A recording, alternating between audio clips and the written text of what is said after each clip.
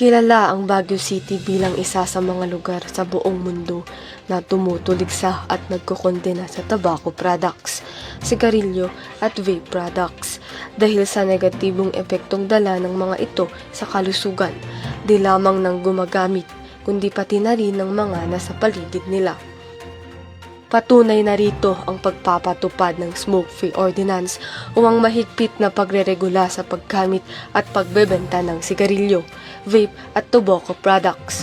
Ayon sa Smoke-Free Baguio Task Force, ang paggamit ng sigarilyo, vape at tobacco ay hindi ganap na ipinagbabawal ngunit mahigpit na binabantayan sa pampublikong lugar. There are actually only two places where an individual can smoke. Sa bahay nila or sa designated smoking area. Doon lang sila. Basta public place, especially kalsada, makikita ka dyan, pwede kang tikitan. Ayon sa ordinansa, maaaring magtayo ng designated smoking area ang isang pribadong establishmento na dapat ay may layong 10 metro sa matataong parte ng establishmento na dapat din ay isang open area. Layon nitong maprotektahan ang non-smokers sa epekto ng second-hand smoke. Dagdag pa ng Smoke-Free Task Force, maaari ring i-report sa kanilang tanggapan o di naman kaya sa kanilang Facebook page o website ang sino mang makitang illegal na nagbebenta o gumagamit ng vape, sigarilyo o anumang tobacco products. Pag ganun, i-receive namin yung report, tapos hihingi kami ng details kung pwede. Minsan, binibigyan din nila agad. Sasend na sila ng picture, sasend na sila ng video.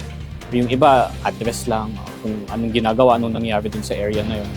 And then, i-forward siya sa enforcement teams. So, pag medyo vague yung bibigay, parang, kunwari, magsasabi na, dito sa barangay na to, may naninigarilyo. Magpa-follow up kami na, saan po, baka po may pictures kayo, ganyan.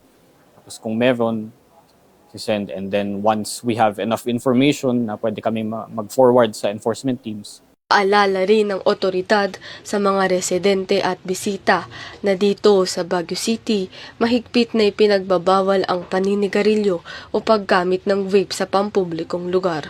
Ngunit mas mainam kung ititigil na ang paggamit ng mga ito, di lamang para sa iyong kalusugan, kundi pati na rin ng mga taong nasa iyong paligid. Charm Arumin, para sa PIO Baguio Balita.